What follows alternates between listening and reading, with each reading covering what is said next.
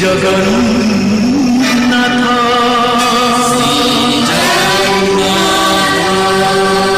ଶ୍ରୀ ଜଗନ୍ନାଥ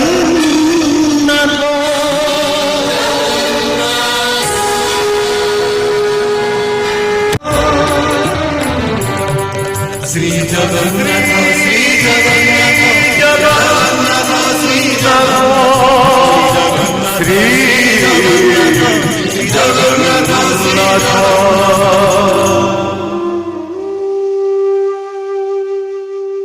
मते सेमिति आदेश मिली किए आदेश देइछि मु जानिनी स्वप्न देखिली किए जड़े मते कहूची राति पाहिला मात्रे आम समस्त को पूर्व दिग को मुह कर चलने को पड़ो। पुरुष परे पुरुष मानिबी निर्देश चालुची सरे ना हेले बाटंतहीन से दिन सपन रे ठीक एमिति पर्वतटी देखी एमिति बण एमिति नदी कूल ताहले एइटी पहुँचवाई कौन मु निर्देश पाई एइटा कौन से जगह काली राति रे मु पुणी सपन रे निर्देश पाई पुरुष पुरुष धरी आमे माने जो घुरी बुलुथिले वर्तमान ठू से सब शेष है आमे एबे एई जगह घर बांधु आज तमे जेतेबेले कहूच आमे सेया ही करिवु आमे माने घर बांधिबु ता छडा तमे जेतेबेले हमर मुखिया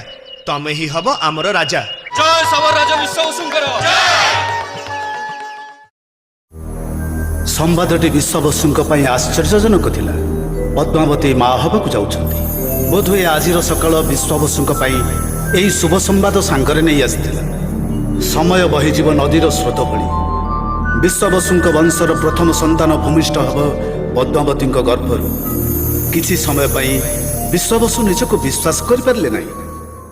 मणिमा एबे एठी बसी रानीमा बांती करथिले तापरे मुह हाथ धोई सोइबा को गले सुकुमारी ताका संगे अछि।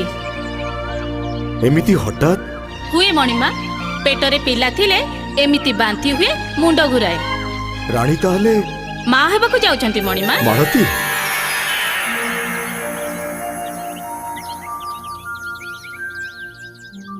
रानीमा एबे आपन को टिके भल लागुची। हां पद्मावती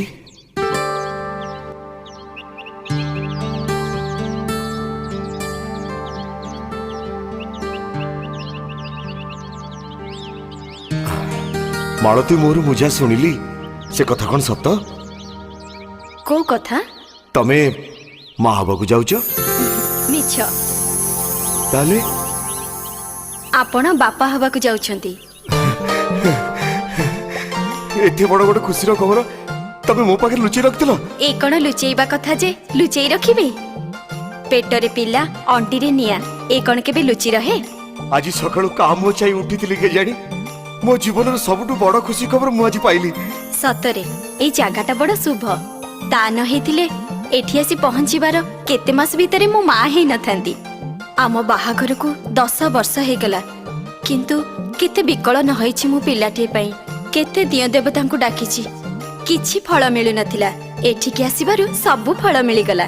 जानिछ एठु अल्प दूर रे ब्राह्मण मानकर गांटी अछि गतकाली 4-5 जन ब्राह्मण सकाळे एठी के आस्तेले से माने कहउतले ई कोडे पावन क्षेत्र एठु किछि दूर रे समुद्र अछि ताकू कहते महददी एठी की जी आसे से तरी जाए आउ ए जो पहाड़ देखुछ ताकू ही कहते नीलगिरी।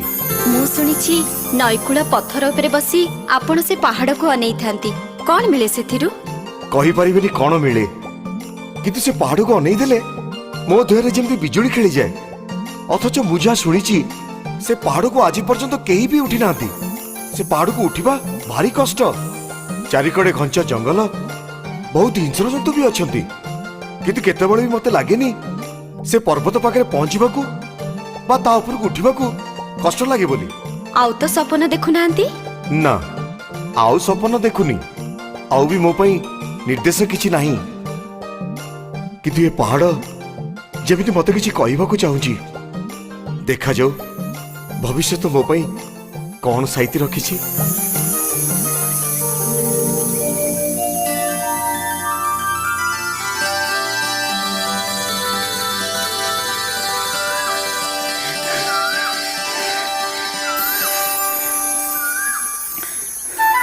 ସୁକୁମାରୀ କଣ ଏମିତି ଅଚିହ୍ନା ଲୋକଙ୍କ ପରି ବାଟ କାଟି ଚାଲି ଯାଉଛୁ?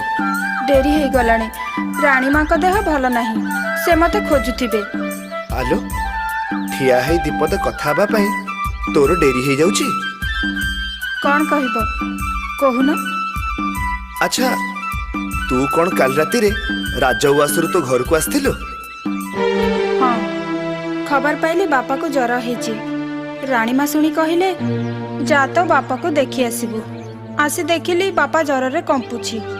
ଫେରି ପାରିଲିନି, ରହିଗଲି। ଏବେ କେମିତି ଅଛି ତୋ ବାପା? ଜ୍ୱର କମି ଯାଇଛି। ଦ୍ୱିପହର ବେଳକୁ ତମେ ଟିକେ ଯାଇ ବାପାଙ୍କୁ ଦେଖି ଆସନ୍ତନି? ତା ତ ମୁଁ ଦେଖିବି, ହେଲେ ମୁଁ କଣ ସେ କଥା କହିବା ପାଇଁ ତତେ ଅଟକେଇଲି? କଣ କହିବ କହୁନ? ଆଉ କେତେ ଅପେକ୍ଷା କରିବି? ତୋ ମା ମୋ ମା ଦି ଜଣ ସତ୍ୟ କରିଥିଲେ। ଏବେ ଦି ଜଣ ସେପାରିକୁ ଚାଲିଗଲେଣି। ଏକଥା ରାଣୀମା ଜାଣିଛନ୍ତି। ଆଉ କାହିଁ ଡେରି କରିବା? ଏବେ ନୁହେଁ, ଆଉ କେବେ ଆମ ଦି ଜଣଙ୍କ କେଶ ବାଚିଲେ? ରାଣୀମା ବର୍ତ୍ତମାନ ଅସଜ ଅବସ୍ଥାରେ। ତା ଛଡ଼ା ପିଲାଟି ପେଟରେ ରହିବା ଦିନଠୁ ଦେହ କେତେବେଳେ ଭଲ ରହୁନି। ଆଜି ଜ୍ୱର ତ କାଲି ମୁଣ୍ଡ ବୁଲେଇ ପଡ଼ିଲେଣି। ତମେ ତ ଭଲ କରି ଜାଣିଛ, ମୋ ଛଡ଼ା ରାଣୀମାଙ୍କର ସମୟ ଦଣ୍ଡେ ହେଲେ ବି କଟେନି। ଏ ଅବସ୍ଥାରେ ତାଙ୍କୁ ଛାଡ଼ି ଆସିବା କଣ ସମ୍ଭବ? ସୁକୁମାରୀ, ତୁ କଣ ଭାବୁଛୁ ମୁଁ ଅମଣିଷଟାଏ? ମୁଁ ଭଲସେ ଜାଣିଛି ରାଣୀମା ତୋ ପାଇଁ କଣ। ଯେତେବେଳେ ତୁ ମା ଛେଉଣ୍ଡ ହେଇଗଲୁ, ସେତେବେଳେ ଏଇ ରାଣୀମା ତତେ ନିଜ ପାଖକୁ ଟାଣି ନେଲେ। ସେଇ ଦିନଠୁ ତୁ ତାଙ୍କରି ପାଖରେ ରହି ବଡ଼ ହେଇଛୁ। ଆଉ ଆଜି ତାକୁ ଛାଡ଼ି ଚାଲି ଆସିବା କଥା ମୁଁ କଣ କହିପାରିବି? କହିଲ ଯେ ଆଲୋ, ମୁଁ କଣ ଜାଣିଥିଲି ରାଣୀମାଙ୍କର ଏ ଅବସ୍ଥା ବୋଲି? ଗୋଟେ କଥା ମନେ ରଖିଥା ସୁକୁମାରୀ, ରାଣୀମା ଆଉ ରାଜା ଆମର ବାପା ମା। ରାଜା ହେବା ଆଗରୁ ଯେତେବେଳେ ସେ ଆମ ଦଳର ମୁଖିଆ ଥିଲେ, ସେତେବେଳେ ଆମ ଭଲ ମନ୍ଦ ହାନି ଲାଭ ଯେମିତି ବୁଝୁଥିଲେ, ଆଜି ରାଜାର ମୁକୁଟ ପିନ୍ଧିଲା ପରେ ବି ସେ ସେମିତି ଅଛନ୍ତି। ନା, ସେମିତି ନାହାନ୍ତି। ମାନେ? ତାଙ୍କର ଯେମିତି କଣ ହେଇଯାଇଛି। ନଈକୂଳ ପଥର ଉପରେ ବସି ସେ ସବୁବେଳେ ଦୂର ପାହାଡ଼କୁ ଅନେଇ ରହୁଛନ୍ତି। କଣ ସେଥିରୁ ପାଉଛନ୍ତି କେଜାଣି? ଏସବୁ ଦେଖି ରାଣୀମା ବି ଭାରି ବ୍ୟସ୍ତ ହଉଛନ୍ତି। ମୁଁ କିନ୍ତୁ ଆଦୌ ବ୍ୟସ୍ତ ହେବିନି। ତୋ ପାଇଁ ଯଦି ଦରକାର ପଡ଼େ, ମୁଁ ମଲା ଯାଏଁ ବି ଅପେକ୍ଷା କରିବି। ହଉ, ମନେ ରହିଲା ଯେ? ହଁ, ମନେ ରଖିଥା। ଏଇ ଦେଖିଲ, ତମ ସହିତ କଥା ହଉ ସମୟ ବିତିଗଲାଣି। ମୁଁ ଆସୁଛି। ବାପା କଥା ମନେ ରହିଲା ତ? ହଁ, ମନେ ରହିଲା।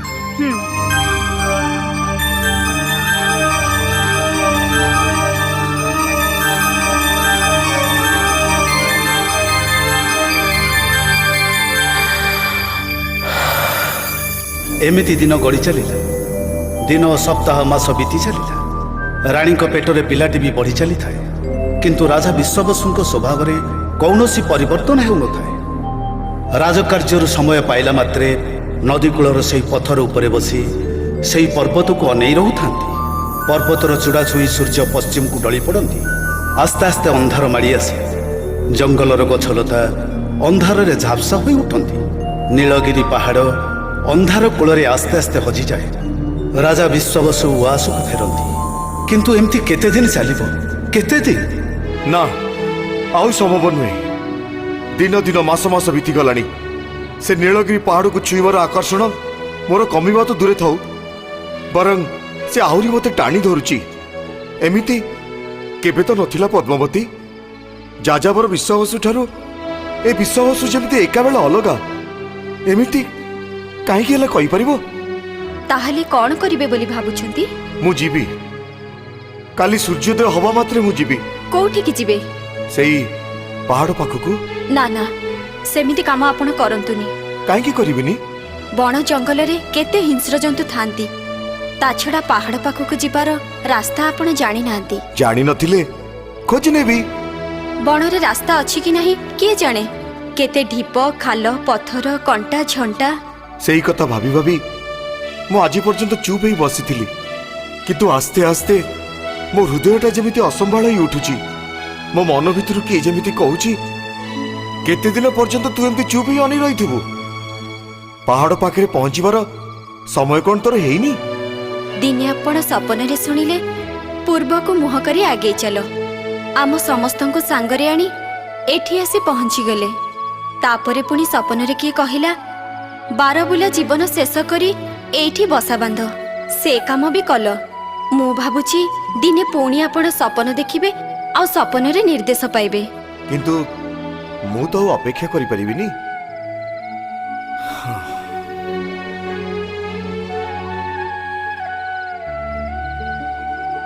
ସମୟ ଗଡ଼ିବା ସାଙ୍ଗେ ସାଙ୍ଗେ ସେ ପର୍ବତକୁ ଛୁଇଁବା ପାଇଁ ମୋ ମନ ବ୍ୟାକୁଳ ହୋଇ ଉଠୁଛି।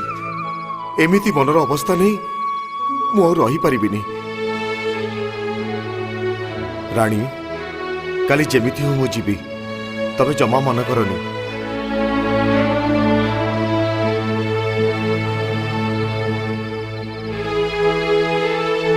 ଦେଖନ୍ତୁ, ଆଜି ପର୍ଯ୍ୟନ୍ତ ଆପଣ ଯାହା କହିଛନ୍ତି ମୁଁ ସବୁ ମାନି ଆସିଛି, କୌଣସିଥିରେ ବାଧା ଦେଇନି। ହେଲେ ଆପଣ ଯିବା ପାଇଁ ଯଦି ଆଗ୍ରହ ପ୍ରକାଶ କରୁଛନ୍ତି ତେବେ ଯାଆନ୍ତୁ, ମୁଁ ମନା କରିବିନି।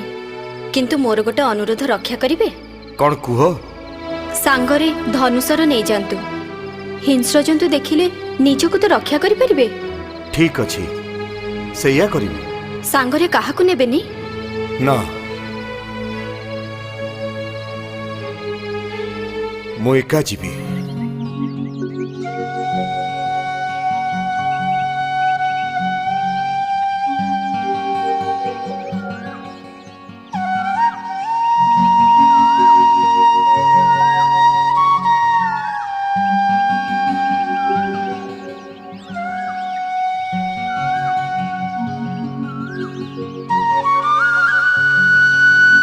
ଆରେ, ମୁଁ ଯୁଦ୍ଧ କରିବାକୁ ଯାଉନି ରାଣୀ, ନୀଳଗିରି ପାହାଡ଼କୁ ଯାଉଛି। କିନ୍ତୁ ତମେ ଯୁଦ୍ଧକୁ ଗଲାବେଳେ ସ୍ତ୍ରୀ ଯେମିତି ହାତକୁ ଧନୁତୀର ବଢ଼େଇ ଦିଏ ଆଉ କପାଳରେ ବିଜୟର ଟୀକା ଲଗେଇ ଦିଏ, ଠିକ୍ ସେମିତି ବ୍ୟବହାର କରୁଛ। ୟାର ବ୍ୟବହାର ତ ଆପଣ ଅନେକ ଦିନରୁ ଭୁଲିଗଲେଣି। ଭୁଲି ଯାଇନଥିଲି, ବରଂ କେବେ ଆବଶ୍ୟକ ପଡ଼ିନଥିଲା। ଆଜି କିନ୍ତୁ ଆବଶ୍ୟକ। ବଣକୁ ଯିବେ, ସାଙ୍ଗରେ ଅସ୍ତ୍ର ନଥିବ, ଏଇଟା ବଡ଼ ବିପଦର କଥା। କାଲି ତ ସେଇଥିପାଇଁ ଆପଣଙ୍କୁ ଅନୁରୋଧ କରିଥିଲି ଆଉ ଆପଣ ରାଜି ହେଇଯାଇଥିଲେ। ହଁ, ଏବେ ବି ତ ଅରାଜି ହଉନି। କିନ୍ତୁ କଥା ହଉଛି, ଯୋଉ ପାହାଡ଼ ମତେ ହାତ ଠେଲି ଡାକୁଛି, ସେ ପାହାଡ଼ ଆଉ ଜଙ୍ଗଲରେ ଘୁରି ବୁଲୁଥିବା ପଶୁପକ୍ଷୀ ମାନେ ଯେତେ ହିଂସ୍ର ହୁଅନ୍ତୁ ପଛେ ସେମାନେ ମୋର କିଛି କ୍ଷତି କରିବେନି। ପଶୁ ସବୁବେଳେ ପଶୁ, ସେମାନେ ମଣିଷ ନୁହନ୍ତି ଯେ ସେମାନଙ୍କର ବିବେକ ବୋଲି ଗୋଟେ ଜିନିଷ ଥିବ। ନିଅ।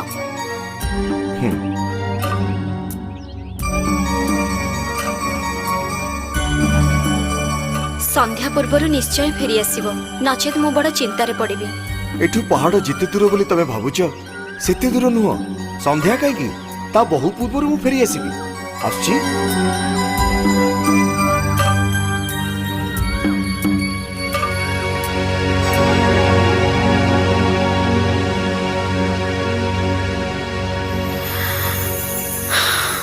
ଖରା ଆସି ମୁଣ୍ଡ ଉପରେ ହେଲାଣି। ସକାଳୁ ବାହାରିଛନ୍ତି ରାଜା ବିଶ୍ୱାବସୁ। ପର୍ବତ ପାଖରେ ପହଞ୍ଚିବା ତ ଦୂରର କଥା, ସେ ଜଙ୍ଗଲକୁ ଅତିକ୍ରମ କରିପାରିନାହାନ୍ତି। ନିବିଡ଼ ଅରଣ୍ୟ, ସୂର୍ଯ୍ୟଙ୍କ କିରଣ ବି ତଳେ ପଡ଼ୁନାହିଁ। ଖରା ଯେତେ ବଢ଼ୁଛି, ଆସ୍ତେ ଆସ୍ତେ ଅରଣ୍ୟ ଯେମିତି ଶୂନଶାନ ହୋଇ ପଡ଼ୁଛି। ପକ୍ଷୀମାନଙ୍କ କାକଳି ବି ଶୁଭୁନାହିଁ। ହସ୍ତୀମାନଙ୍କ ହୁଙ୍କାର, ବ୍ୟାଘ୍ରର ଗର୍ଜନ ଓ ଅନ୍ୟ ପଶୁମାନଙ୍କର କୌଣସି ସ୍ୱର ଶବ୍ଦ ନାହିଁ। ତାରି ଭିତରେ ହତାଶ ହୋଇ ଘୁରି ବୁଲୁଛନ୍ତି ରାଜା ବିଶ୍ୱାବସୁ।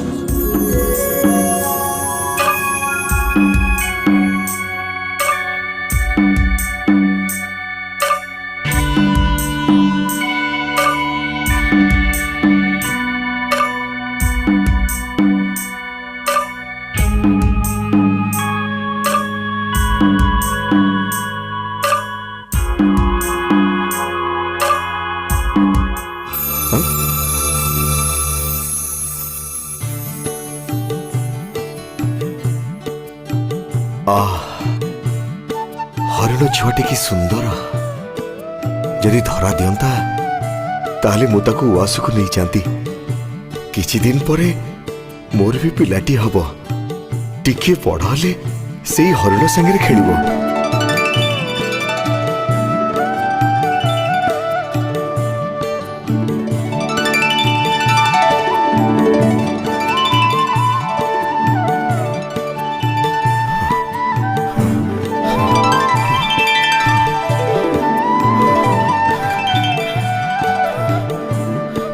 कुआडे गला एइटी हरण छुआटा आगे के दौड़ुला हठात कुआडे उभे गला एई तो सेठी से हरण छुआ हाँ।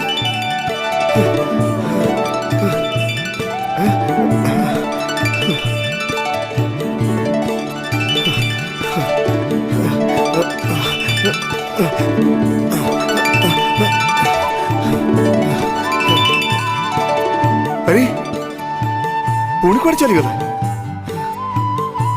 एइटा मो मनर भ्रम नुह तो अरे अरे एई तो आखि पिछड़ा के एते ऊपर र तू जीव कुआडे मु तते आज निश्चय धरबी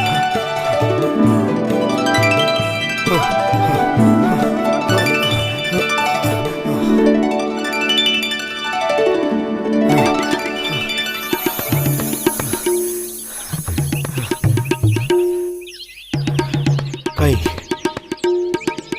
सरड़ छुआटा गला कुआडे तेबे सतरे सेटा हरण थिला ना गोटे छल ना सूर्य अस्त जीवाक बसिले दिन सारा हरिण पछरे दौड़ी दौड़ी मु थकी पड़े फेरबी केमिति रातिर अंधार बस्ती को फेरवा बाट कौटू पाइबी भीषण शोष तटी सुखी गला पाटी अठ अठ लगुच एटी कौटी टिके पानी पाइबी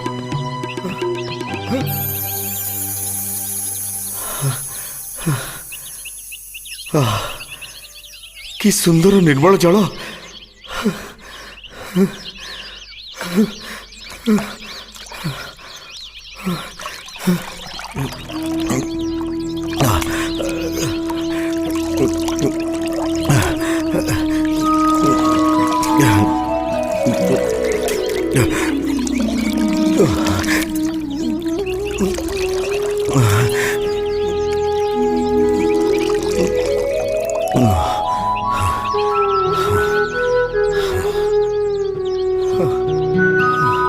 एमिति जल मु केवे पी नथिली जेमिति मो सारा देह पुलकित होई उठुची ए पानी रे मोर किसी कुहुक अछि कि मो देहटा एमिति अवश्य होई होछि काहे कि एठो पदे उठिबा पई इच्छा होनी काहे कि ना आउ पड़ जीविनी जाई जाऊ पछे मु एठी टिके सोई पड़िबे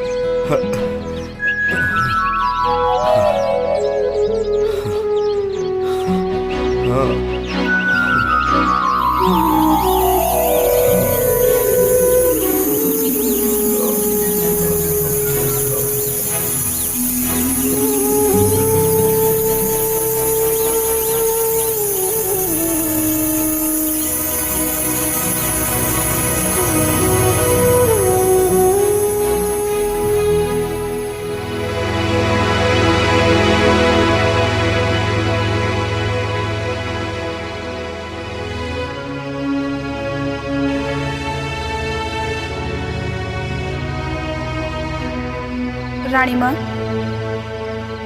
बहुत बेलू आपण ए झरका पाखरे छिड़ा होइचंती आसंतु पलंक ऊपर को आसंतु से पर्यंत फेरिलेनी कथा दे जाइथिले संध्या पूर्व फेरी आसीबे एठी छिड़ा हेई दूररु से पहाड़ को मु चाहि रहिची कोन जे ता नाटा नीलगिरी हाँ नीलगिरी सेठी कि से जाइछंती एबे देख से नीलगिरी पहाड़ किपरि अंधार भितर लुचि गलानी अथस तांकर देखा नाही फेरिबे राणीमा आपण व्यस्त होचंती काहेकि व्यस्त हेबिनी बाट जना नाही मझिरे घंच बण ता भितर केते हिंस्र जंतु अंधार राति रे पाख जिनिस भी देखा जाएनी मते भारी डर लागुची सुकुमारी डरिबार कोन अछि आमे तो एते दिन हेला एठी रहिलेनी हमर ए पाखरे बणटा केबे तो बाघ की भालू बण भितरु आम बस्ती आड़ को आसी नांती समस्ते निज निज भितरे खुशी रे रहंती राणीमा आघात पाइले आक्रमण करंती ता छड़ा महाराजा तो धनुतीर तांको सांगरे नै जाइछंती आम दल भितरे दिने से बड़ शिकारी थिले तांकर केही किछि करि परिबेनी ଆସନ୍ତୁ ପଲଙ୍କ ଉପରକୁ ଆସନ୍ତୁ।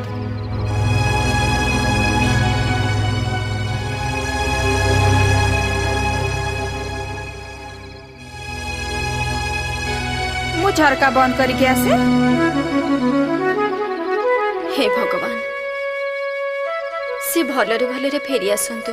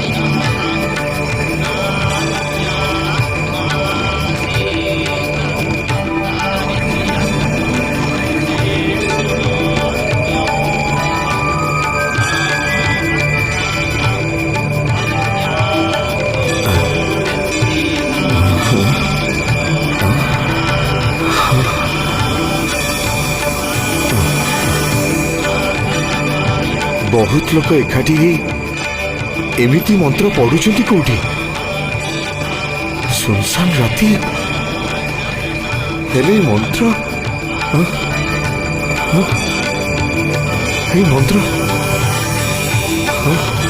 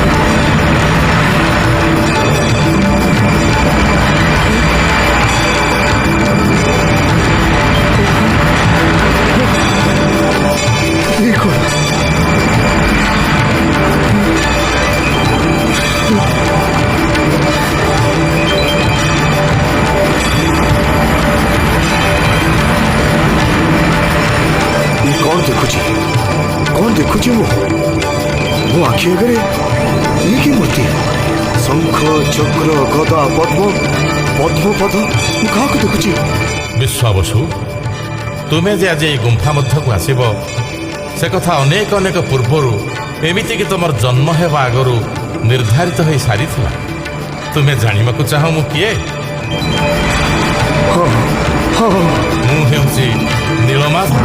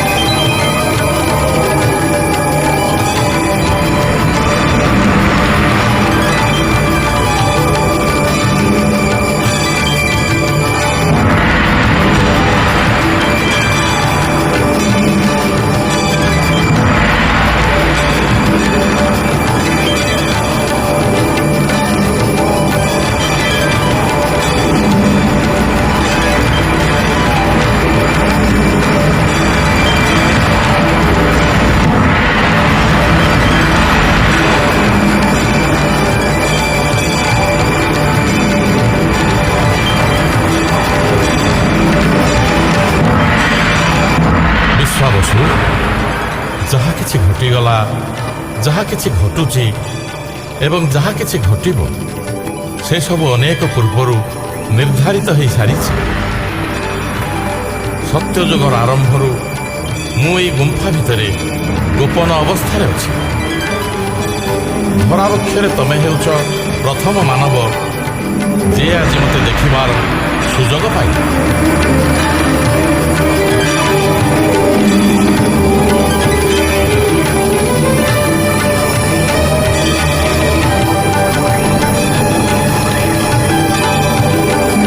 प्रभु नीलमाधव को जन्मर तपस्या फल आपणकर दर्शन पाइली से कथा मु जानी समग्र मानव जाति भितर एका कहीं धन्य हो गली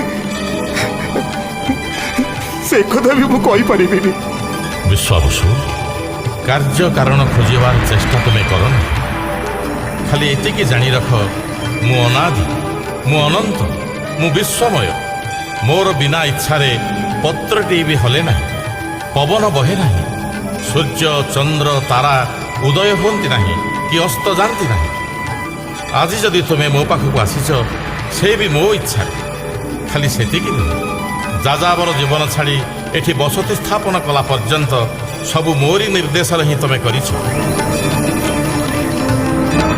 ବିଶ୍ୱାବସୁ, ମୋ ଆସ୍ଥାନ ପାଖରେ ପହଞ୍ଚିବା ପୂର୍ବରୁ ଯେଉଁ କୁଣ୍ଡରୁ ପାଣି ପିଇ ତୁମେ ତୃଷା ନିବାରଣ କଲ ତାର ନାଁ ରୋହିଣୀ କୁଣ୍ଡ। ଯେଉଁ ବଟବୃକ୍ଷ ମୂଳରେ ତମେ କିଛି ସମୟ ନିଦ୍ରା ଯାଇଥିଲ ତାର ନାଁ କଳ୍ପବଟ। ତମର ଜନ୍ମଗତ ଅନ୍ଧକାରର ସଂସ୍କାର ହେଲା ପରେ ତମେ ମୋ ପାଖରେ ପହଞ୍ଚିବାର ସୁଯୋଗ ପାଇଲ। ପ୍ରଭୁ, ମୁଁ ମୂର୍ଖ, ଜାତିରେ ଶବର। ପଣ୍ଡିତମାନଙ୍କ ମୁହଁରୁ ମୁଁ ଶୁଣିବାକୁ ପାଇଛି, ହଜାର ହଜାର ବର୍ଷ ତପସ୍ୟା କଲେ ବି ମୁନି ଋଷିମାନେ ଆପଣଙ୍କ ଦର୍ଶନ ପାଆନ୍ତି ନାହିଁ। ମୁଁ ମନ୍ତ୍ର ଜାଣେନି କି ମୋର କୌଣସି ତପସ୍ୟା ନାହିଁ। ମନ୍ତ୍ର ମୁଁ ଖୋଜେନି ବିଶ୍ୱାବସୁ, କୌଣସି ନୀତି ନିୟମ ଭିତରେ ବି ମୁଁ ବନ୍ଧା ନୁହେଁ। ମୋର ଅଧିବାସ ପ୍ରାଣୀର ନିର୍ମଳ ହୃଦୟ ମଧ୍ୟରେ। ମୁଁ ଜାଣେ ତମର ହୃଦୟ ନିର୍ମଳ। ବଞ୍ଚିବାର ତାଡ଼ନାରେ ଯାହା କିଛି କରିଛ ସେସବୁ ପାଇଁ ତୁମେ ଦୋଷୀ ନୁହଁ। ତେଣୁ ତୁମେ ମୋତେ ଦେଖିବାର ଅଧିକାର ପାଇଲ। ପ୍ରଭୁ, ମୁଁ ଧନ୍ୟ ହୋଇଗଲି। ପ୍ରଭୁ, ଅତୀତ କ'ଣ ଥିଲା ମୁଁ ଜାଣିନି, ଭବିଷ୍ୟତ କ'ଣ ହବ ସେ କଥା ବି ମୁଁ ଜାଣିନି। ବର୍ତ୍ତମାନର ମଣିଷ ମୁଁ। ମୋର ଏଇ ବର୍ତ୍ତମାନକୁ ଆପଣଙ୍କ ଦୟା ପରିପୂର୍ଣ୍ଣ କରି ରଖୁ। ଅତୀତ, ବର୍ତ୍ତମାନ, ଭବିଷ୍ୟତ ଏସବୁ ପାର୍ଥିବ ଗଣନା ବିଶ୍ୱାବସୁ। ଏ ଧରାପୃଷ୍ଠର ସମଗ୍ର ଅତୀତ, ସମଗ୍ର ବର୍ତ୍ତମାନ ଆଉ ଆସିବାକୁ ଥିବା ସମଗ୍ର ଭବିଷ୍ୟତ ସବୁ ମାତ୍ର ଗୋଟିଏ ବିନ୍ଦୁରେ ମୋ ପାଖରେ ସ୍ଥିର। ମୁଁ କୌଣସି ସମୟ ଦ୍ୱାରା ବିଭାଜିତ ନୁହେଁ। ମୁଁ ତୁମକୁ ଏ ସୃଷ୍ଟିର ରହସ୍ୟ କହୁଛି। ଶୁଣ, ଯେତେବେଳେ ମହାଶୂନ୍ୟ ଥିଲା, ସମୟର ଗଣନା ନଥିଲା, ଦିନରାତି ବି ନଥିଲା, ସେତେବେଳେ ଏହି ମହାଶୂନ୍ୟରେ ଏକ ମହାସଂଘର୍ଷ ସଂଘଟିତ ହେଲା।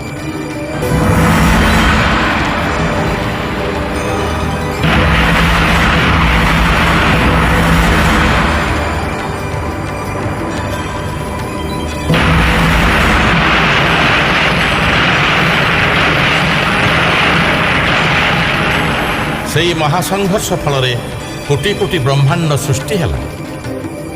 ଏସବୁ ମୋହରି ଇଚ୍ଛାରୁ ହିଁ ସଂଘଟିତ ହେଲା।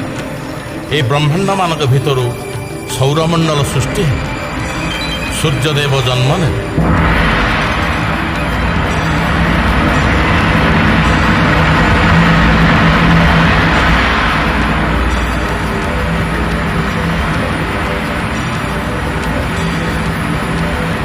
ଏବଂ ତା ସଙ୍ଗେ ସଙ୍ଗେ ଜନ୍ମ ହେଲା ଗ୍ରହମଣ୍ଡଳ।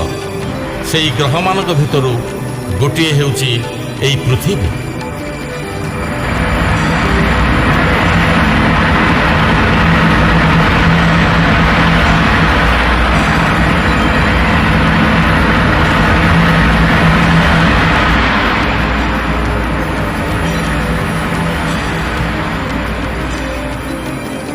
ମୁଁ ଇଚ୍ଛା କଲି ମୋର ସୃଷ୍ଟିମାନଙ୍କ ଭିତରୁ ଏହି ପୃଥିବୀ ହେବ ଶ୍ରେଷ୍ଠ ସୃଷ୍ଟି।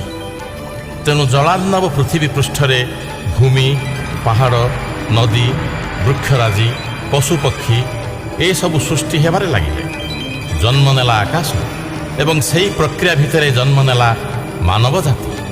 ଜନ୍ମ ନେଲେ ଦେବଗଣ ଆଉ ଜନ୍ମ ନେଲା ଏକ ଧ୍ୱଂସକାରୀ ଶକ୍ତି ରାକ୍ଷସ। ମାନବ ଜାତିର କ୍ରମଶଃ ଉନ୍ନତି ହେଲା ଏବଂ ସଂସ୍କାର ପାଇଁ ଜନ୍ମ ନେଲା 4 ବେଦ, ଋକ୍, ଯଜୁ, ସାମ ଏବଂ ଅଥର୍ବ। ଶିବ ସୃଷ୍ଟି କଲେ 5ମ ବେଦ।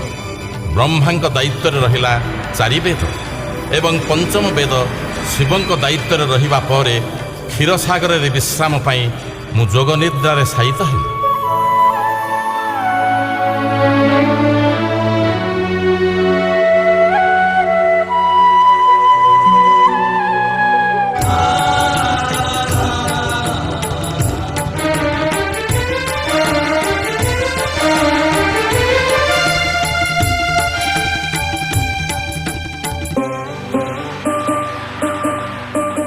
জগতর নাথ জগন্নাথ বিন্দু ঠারু সিন্ধু তুমে সর্বব্যাপ্ত আপনা ইচ্ছারে অধা গঢ়া হই বসি অছ হে नीलाद्रि गोसाई भावरे प्रकट अभावे गुपत तुमे ही आरंभ तुमे ही समाप्त श्री जगन्नाथ